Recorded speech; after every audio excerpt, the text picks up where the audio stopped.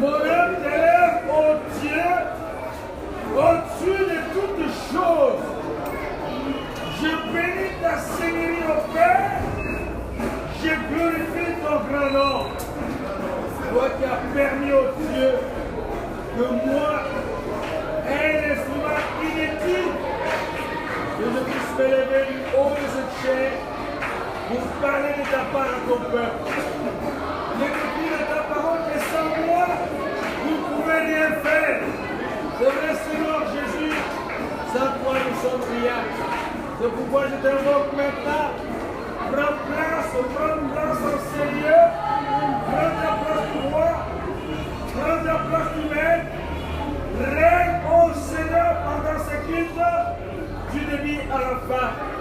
Très cher Saint-Esprit, move dans la salle. Move dans la salle. Move dans la salle de Dieu à la fin. Nous voulons vivre ta présence dans le précieux et redoutable nom de notre Seigneur Jésus-Christ. Nous disons tous Amen. Amen. Prenons nos Bibles. Nous ouvrons dans le livre d'Ecclésiaste, chapitre 10, au 4e verset.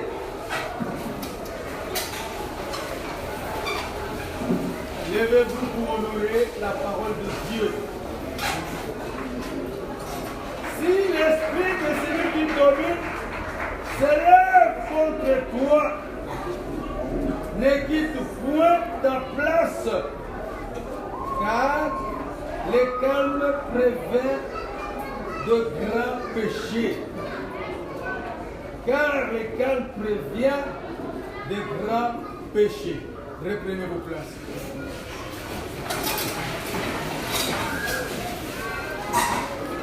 Peuple de Dieu, le livre d'Ecclésiaste, c'est un livre qui a été écrit par Salomon.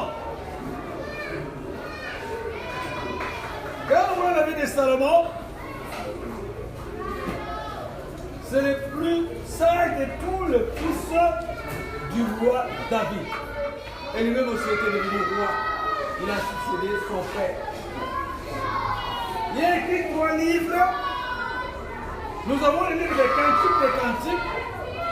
Quand vous l'analysez, vous sentez qu'à ce moment-là, il n'était pas encore mis selon les pensées qui sont mentionnées.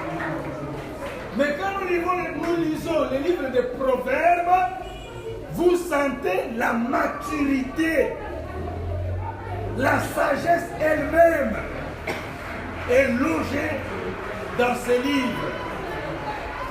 Enfin, il va clôturer avec Ecclésiaste, un livre rempli de sagesse, de maturité, et cela nous conclut que tout est vanité. Mais la pensée que nous voulons partager aujourd'hui est celle-ci. Si l'esprit de celui qui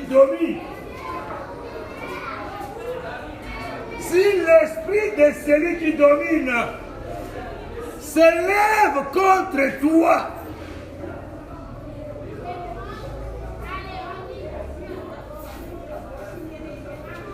ne quitte point ta place. Quand l'esprit du dirigeant, du chef, de celui qui te conduit, s'élève contre toi, c'est-à-dire quoi? Il t'aime plus. Il t'apprécie plus. Quels que soient les exploits, quelles que soient les bonnes œuvres, un bon service que tu peux lui rendre, tellement qu'il ne veut plus de toi, il va toujours déconsidérer ton travail. Mais cet homme sage nous donne un conseil très sage. Bien que ça, peu peu importe les difficultés, peu importe les rejets, peu importe le ridicule que tu peux vivre, ne quitte point ta place. Ne quitte point ta place, bien-aimé. Alléluia. Alors, si vous voulez un thème, ne perds pas ton espoir. Ne perds pas ton espoir. Si vous prenez dans la Bible, plusieurs personnes, quelle que soit leur qualité, quel que soit leur grade, ont perdu l'espoir. À cause de problèmes, à cause de difficultés, à cause de la famine, à cause de manque d'argent, à cause de disputes, ils ont perdu l'espoir. Mais je dis ce matin à quelqu'un, à toi qui l'as dit ce matin, cette parole te concerne. Ne perds pas ton espoir. Bien-aimé, ne perds pas ton espoir. Dans la Bible, nous allons prendre le premier exemple. Nous allons à la Genèse de la Bible, le livre de Genèse, que cela ne vous complique pas. Nous allons prendre l'exemple d'Adam et Ève. Alors, le livre.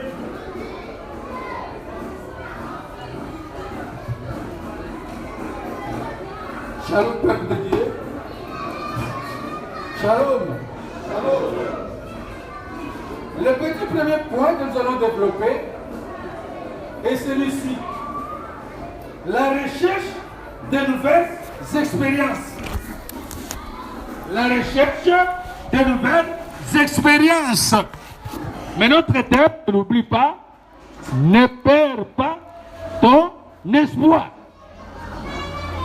Adam et Ève, les belles créatures de Dieu, et des créatures précieuses de Dieu. Dieu les a créés bons. Il n'y avait pas de péché. Ils vivaient bien dans une vie d'aisance. Ils ne manquaient de rien. Ils étaient dans l'abondance, dans la suffisance. Mais l'ennemi, qui n'aime pas voir l'homme vivre en paix, être heureux, était jaloux de la vie d'Adam et Ève. Il va chercher à troubler leur vie. Bien-aimé, s'il te plaît, je t'exhorte ce matin, que tu le veuilles ou pas, sache que tu as deux ennemis qui te combattent, qui ne veulent pas de toi. Ils cherchent de vases moyens comment te réduire à l'inexistence. Il dira à la femme, est-ce que Dieu vous a réellement défendu de manger le fruit de tous ces arbres du jardin? Il a détourné sa question, compliqué la question. Un animal très rusé. Et il faut faire attention aux hommes qui sont très rusés, sont dangereux dans la vie. La femme va répondre non. Dieu nous a permis de manger tous les fruits des arbres du jardin, sauf l'arbre qui est au milieu. Il a dit, les jours où vous en mangerez, vous mourrez. Ennemi.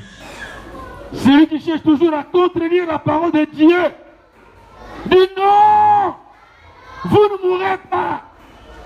Mais Dieu sait que les jours où vous en mangerez, vos yeux s'ouvriront. Ça c'est un. De deux, vous deviendrez comme des dieux. Trois, le bien et le mal. Et la Bible dit, la femme vit que le fruit était bon. Bien-aimé dans le Seigneur, s'il te plaît, faites très attention aux paroles de l'ennemi. Ils ont mangé. C'est vrai. Les yeux se sont ouverts. Ils sont devenus comme des petits dieux. Ils ont maintenant connu le bien et le mal. Bien que ces trois choses se sont réalisées dans leur vie. Et après, qu'est-ce qui viendra après après toutes ces choses? Après Ève, on obéit à la voix de l'ennemi. Mais après, c'est le désastre, c'est le malheur, c'est le pire que vous et moi, nous sommes en train de subir aujourd'hui. Ne perds pas ton espoir. À cause de cela, leur vie est devenue compliquée. Ils ont cherché à découvrir de nouvelles expériences.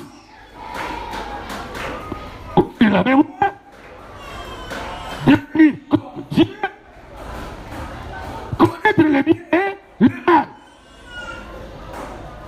Quand ils ont reconnu le bien et le mal, ouvrir leur intelligence, ils voulaient devenir comme Dieu.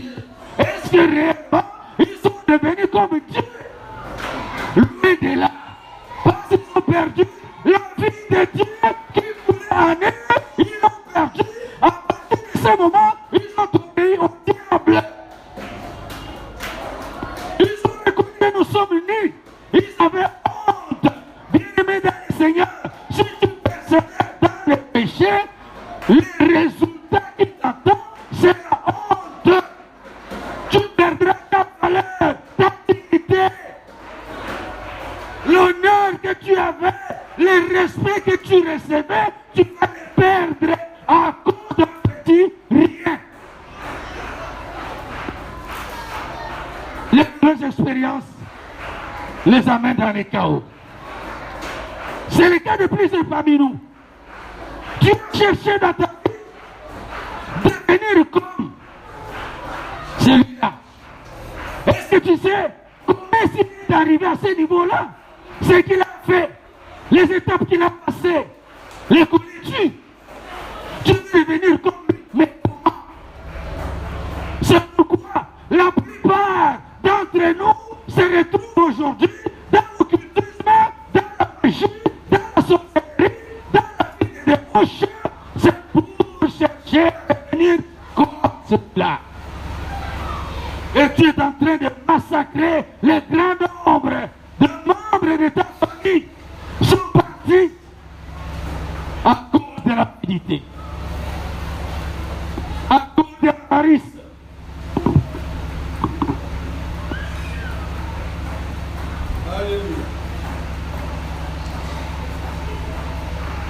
Bien-aimés dans le Seigneur, Adam et Ève ont cherché sur eux un chaos. C'est comme le cas des hommes aujourd'hui qui cherchent à s'attacher de l'une ou de l'autre manière à la mauvaise vie.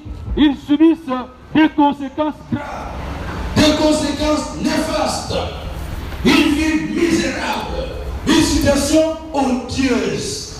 Bien-aimés dans le Seigneur, non, n'imite personne. Ne cherche pas de nouvelles expériences qui t'écartent de Dieu. Par contre, cherche ce qui peut t'approcher de Dieu, ce qui peut t'accrocher à Dieu, ce qui peut t'amener dans la présence de Dieu. Mais les nouvelles expériences qui t'écartent de Dieu t'amènent à la mort. T'amènent à la mort. Que tu le veuilles ou pas, moi je te le dis. Je ne peux pas falsifier les Écritures pour vous flatter. Quiconque pratique le péché, la Bible est claire sur ce point. Le salaire du péché, c'est la mort. Donc tu es en train de choisir la mort. Adam et Ève ont choisi la mort. Ils ont perdu la vie de Dieu qui coulait en eux à cause de la recherche de nouvelles expériences. L'intelligence s'est développée. D'accord. Ils ont ouvert leur intelligence. Chercher à devenir comme Dieu. Et ils sont vraiment réellement devenus comme Dieu. Mais je peux vous le démontrer par une portion des Écritures. Toutes les créatures ont reçu le nom que l'homme leur donnait. Au moment où l'homme était comme Dieu, il était bon, sans péché. Mais quand l'homme a péché, aujourd'hui, il y a des plantes, il y a même des animaux qu'on peut t'amener. On te demande, donne le nom de cet animal. Tu ne les connais plus. Mais c'est réellement, l'homme était devenu comme Dieu. Non, il a connu une rétrogradation, une baisse, un échec dans sa vie. Bien-aimé, faites très attention dans tout ce que tu es en train de faire. Écoutez verset 9. Mais l'Éternel Dieu appela l'homme et lui dit, où es-tu? Pose cette question à ton voisin. Où es-tu? Allons-y, allons-y. Faites ce mouvement. Où es-tu? Bien-aimé, c'est une question très difficile et compliquée. Où es-tu? Peut-être c'est pour situer la place où c'est trouvé.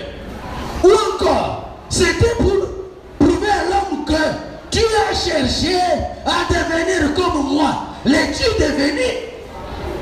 Non! Tu n'es plus comme moi. Tu as perdu tout ce que tu avais. La vie de Dieu qui coulait en toi n'est plus là. Et c'est pourquoi tu te retrouves caché. Où es-tu? Je me suis caché. Pourquoi? Je suis nu. Qui te l'a dit? Ah, bien-aimé, s'il te plaît, cette question aussi te concerne ce matin. Où es-tu, frère de la borne? Où es-tu, sœur de la borne? Est-ce que réellement tu gardes ton espérance, ton espoir en Dieu, ou tu l'as déjà perdu à cause de bien de ce monde? Bien-aimé, tu peux hériter toutes les richesses de ce monde. Mais que servirait-il si un homme perdait son âme? C'est vrai, tu te promènes dans des véhicules, à bord de véhicules, sur des motos. Tu es là, tu mets une vie des gens sur la terre. Mais je te le dis que ce jour-là, quand le Christ apparaîtra, tu seras dans le royaume de feu. Tu seras dans le royaume de feu. Voici un moment favorable aux frères et sœurs. Toi qui as perdu ton espérance, toi qui s'est écarté de ton Dieu, voici le moment favorable. Jésus t'appelle, Jésus t'appelle, Jésus t'appelle. Il veut te repêcher ce matin, il veut te récupérer. Comme Dieu a cherché Adam et Ève dans le jardin d'Éden, ce matin, Jésus te cherche. Il te pose cette question. Où es-tu, mon frère? Où es-tu, ma soeur? Quelle position as-tu maintenant? Avant que tu viennes ici, il y a des ceux qui ont ici des rendez-vous, des promesses. Ils sont pressés. Il faut que le culte s'achève vite parce qu'à 10h15, il faut que je sois là, dans l'hôtel, dans cette petite maisonnette-là. J'ai rendez-vous avec cette femme, avec cette fille-là. Et après, qu'est-ce que tu auras? Bien-aimé, répandez-vous, répandez-vous, répandez-vous, répandez-vous. Tu perds ta vie en vain. Répandez-vous. Renoncez à toutes ces choses. Dieu a besoin que tous se répandent. Il attend des hommes à la repentance. Quand tu pêches, tu perds l'espoir. Adam et Ève ont perdu l'espoir. Dieu les a chassés.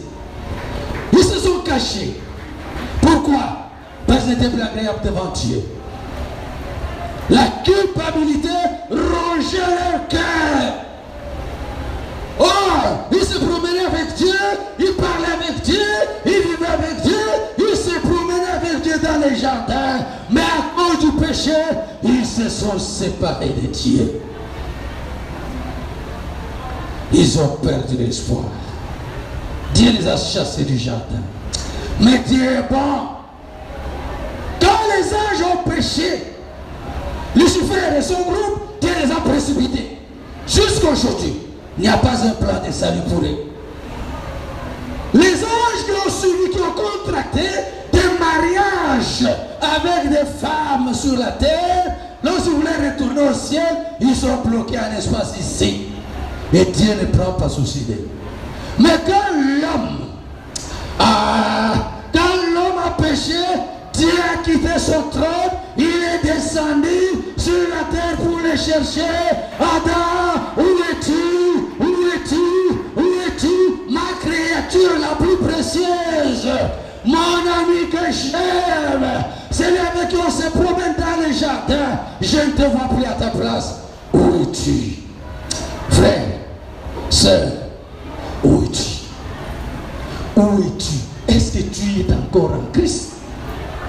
Quand tu avais reçu Christ, tu venais à l'église en courant. Et avant même le temps, tu étais déjà là. Mais aujourd'hui, parce que tu as perdu ta place, tu as perdu ton espoir, tu n'es plus celui que tu fus. Alléluia. Alléluia. Que vous acceptez ou pas, je sais que ton cœur est touché. Si tu es blessé, ce n'est pas moi qui te blesse, mais ton Dieu, ton Père, ton Sauveur, fait que tu te répandes pour que tu sois sauvé. C'est pourquoi ce matin, il m'a donné ce message. Va, repêcher mon peuple qui est perdu dans les péchés. Dis-leur où sont-ils. Il veut que tu reviennes sur la voie. Tu es précieux aux yeux de Dieu. Ah, j'ai dit, tu as du prix aux yeux de Dieu. Tu as du prix aux yeux de Dieu. Tu as du prix aux yeux de Dieu, plus que les anges qui vivent au ciel avec Dieu. Mais toi, tu as du prix aux yeux de Dieu, plus que ces anges-là. Parce que quand tu pêches, Dieu se trouble, il s'agite. Et les anges se demandent, mais qui est l'homme pour que le Seigneur puisse être troublé? Dieu lui-même connaît ta valeur. Aïe, aïe, aïe, j'ai dit à quelqu'un, Dieu connaît ta valeur. Dieu connaît la place que tu occupes. C'est pourquoi, si tu perds le chemin, Dieu se trouble, il cherche des vases et moyens. Comment te recadrer, te remettre sur la voie pour que tu ne sois pas perdu. Alléluia. Dieu veut que tu sois sauvé. Dieu veut que tu sois sauvé. Ne perds pas ta place. Ne perds pas ta place. Ne te déplace pas. Ne perds pas ton espoir. Reste toujours persévérant. Quand nous abandonnons Dieu, les conséquences sont amères, odieuses, néfastes. Bien-aimé, n'abandonne pas Dieu. Peu importe les difficultés, peu importe les menaces, peu importe les outrages, peu importe les mépris, reste toujours attaché à ton Dieu. Il ne soit personne. Aïe aïe aïe, vous n'êtes pas avec moi? M'attendez-vous? J'ai dit, Dieu ne déçoit personne. Tu ne seras pas déçu. Le monde peut te troubler. Le monde peut t'outrager. Là, le lieu où tu travailles, ton chef, son esprit peut s'élever contre toi. Il va te cribler de tous les mots possibles. Il te qualifie de toutes les incapacités possibles. Mais ton Père dans le ciel, c'est Dieu-là qui t'a choisi. C'est Dieu-là qui t'a appelé. Ne t'abandonnera jamais. Il ne t'abandonnera jamais. C'est pourquoi ce matin, cette question retentira toujours jusqu'à la fin. Où es-tu? Tu voulais devenir comme Dieu. L'es-tu devenu? Tu voulais que tes yeux s'ouvrent. C'est vrai. Maintenant tu reconnais les biens et les mal. Et après, qu'est-ce que tu as gagné? C'est la honte, la confusion, la perte de toutes les grâces. Bien-aimé, ne t'éloigne jamais de ton Dieu. N'abandonne pas ton espérance. Un second exemple. Naomi, à cause de la famille. Aïe, aïe, aïe, aïe, aïe, aïe. Plusieurs personnes se sont déplacées de chez nous pour l'est de notre pays, pour l'Angola, à cause de la faim. à cause de l'argent. Et plusieurs sont morts là-bas. Nous devons faire très attention. Peut-être ta bénédiction est ici au Congo. Mais toi, tu cherches à aller aux États-Unis d'Amérique, en France, en Angola. Là, tu n'auras rien. Reste à ta place. C'est là l'idée de ta bénédiction. Reste dans cette église. C'est ici que Dieu te visitera. Ne va pas ailleurs. Là, tu deviendras errant. Oh, Naomi se déplace avec son mari, ses deux fils. Il quitte Bethléem pour moi. Bethléem, c'est la ville de... Bethléem, c'est la ville de pain. C'est-à-dire, là où il y a la nourriture en abondance. Mais ils vont quitter ce lieu-là parce qu'il y avait des difficultés. Quelle difficulté? La faim. Ils abandonnent Bethléem, ils vont à Moab parce qu'il y avait à manger là-bas. Mais Moab, c'est une ville... Moab, c'est une ville de malédiction maudite. Une ville maudite. Les descendants sont issus de l'inceste. Dieu a maudit ce peuple. Plusieurs chrétiens abandonnent l'excellence, ils vont se foutre dans la boue, dans la médiocrité, à cause de biens matériels. Ne sois pas matérialiste, sois spirituel, frère de la borne, sœur de la borne. Ne sois pas matérialiste, sois spirituel. Les matériels ne vont pas nous amener au ciel, mais c'est l'esprit qui nous amènera au ciel. Aïe aïe aïe. Naomi s'en va. Et après, c'était le chagrin, le plaies, le crissement dedans. Il a perdu son mari, il a perdu ses deux fils. En retournant chez eux, quand les femmes la recevaient, oh c'est bien la Naomi. Il dit non, ne m'appelez plus Naomi, appelez-moi Mara. Signifie douleur, chagrin. Le bon Dieu m'a rempli de chagrin. Ne cherche pas que Dieu te trouble, qu'il te remplisse de chagrin à cause de ton incrédulité, à cause de la poursuite de biens matériels. Tu risqueras de changer toi-même ton nom. Tu commences à te maudire sans le savoir. Ne perds pas ton... Aïe aïe aïe, je vous entendre. Ne perds pas ton espoir. Reste collé à Dieu. Reste attaché à Dieu. Même si tu n'as rien, réjouis-toi de ce que tu as. Réjouis-toi dans l'état où Dieu veut que tu sois. En voulant aller plus loin, tu risques de t'envoûter dans le mal.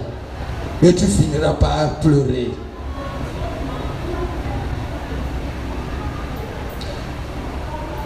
Naomi a changé de nom.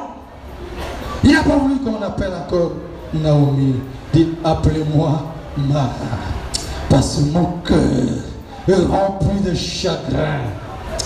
Ah, Dieu est bon. Mais quand vous lisez la suite, Dieu n'abandonne jamais les siens. Elle a été encore visitée par Dieu. Je ne suis pas là.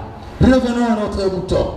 Qu'est-ce qui te fait perdre ta gloire, ta dignité, ta valeur, ton salut? Tu étais fervent, un frère qui priait beaucoup, une sœur fervente dans la vie de prière, dans la chorale, dans partout. Lorsqu'il y avait quelques services de l'église, tu étais toujours premier ou première. Qu'est-ce qui t'a fait séparer de ton Dieu? Pourquoi as-tu perdu toutes ces choses, cette grâce, cette fervence, ces zèles que tu avais pour le Seigneur? Tu l'as pris. Pourquoi? Tu l'as perdu pourquoi? Parce que tu es devenu adultère, un coureur de bagues, de jupes, de robes. Non mon frère, ne perds pas ta valeur, ta dignité à cause du sexe. Tout un papa, il est fier qu'on l'appelle bébé. Oh, un bébé a déjà des cheveux blancs.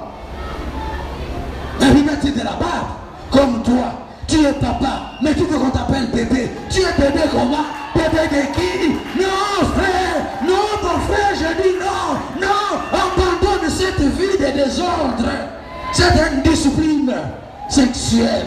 Dieu a besoin de toi. Dieu a besoin de toi.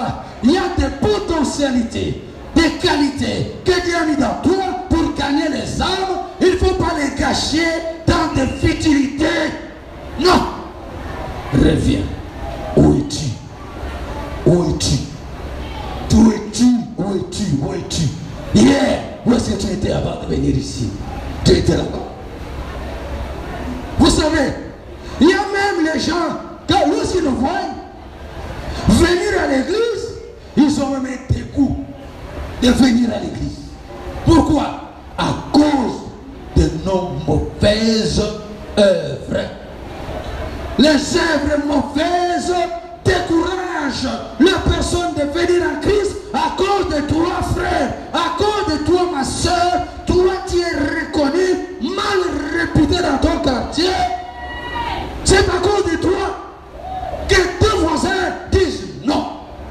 On réalise, on va s'en la bicolose. Qu'est-ce qu'ils font de bien? Où es-tu? Dieu te demande ce matin, où es-tu? Quelle position occupes-tu maintenant? Pied dedans, pied dehors. Il a l'église. À tous nos rencontres, il est présent. Près de l'église, loin de Dieu. As-tu abandonné la magie? Ta sorcellerie là? Tu l'as déjà jeté? On t'appelle André, Pierre. Et si André était comme toi, sorcier, magicien, occultiste? Non? Non! Il était rempli du Saint-Esprit, fervent d'esprit. Il témoignait Jésus partout où il passait. Toi, tu es quel type de Paul? Tu le confirmes, pourquoi tu t'appelles Paul? Répands-toi. Répands-toi. Répands-toi. Rempli de fraude.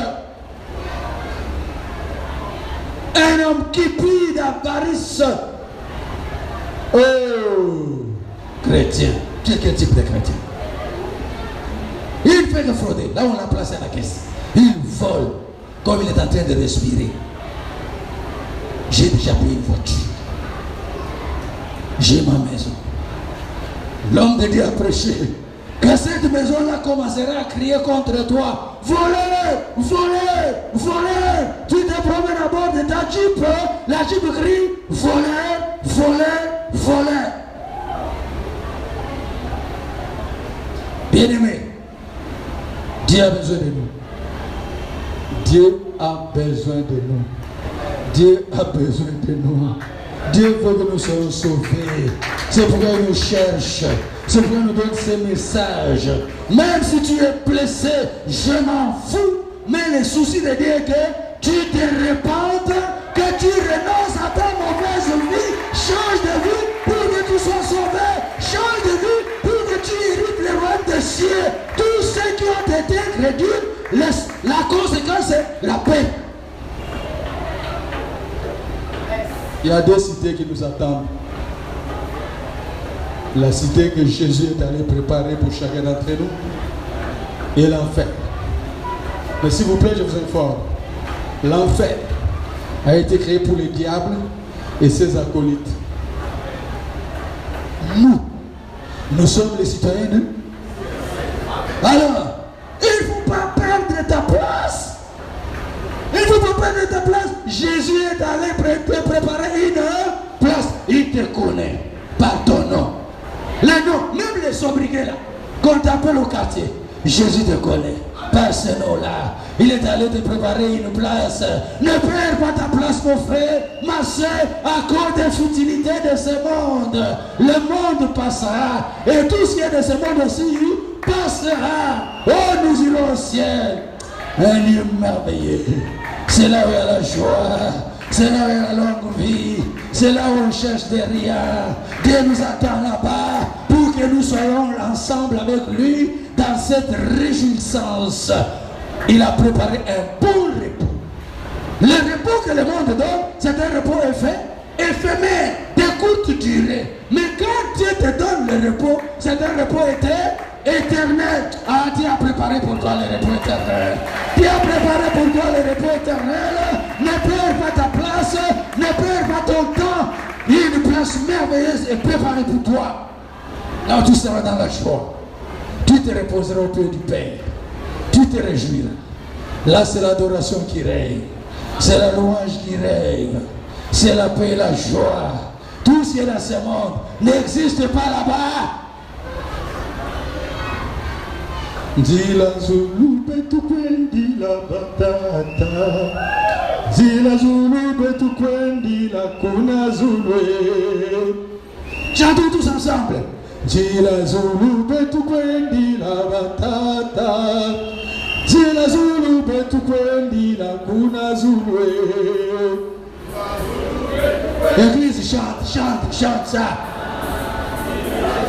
Betu kwendi la. Oh, Dila Zulu betu kwendi la bamba meyoyo. Dila Zulu betu kwendi la kuna Zulu. Betu kwendi la bamba. Betu kwendi la. Oh, bamba Dila Zulu.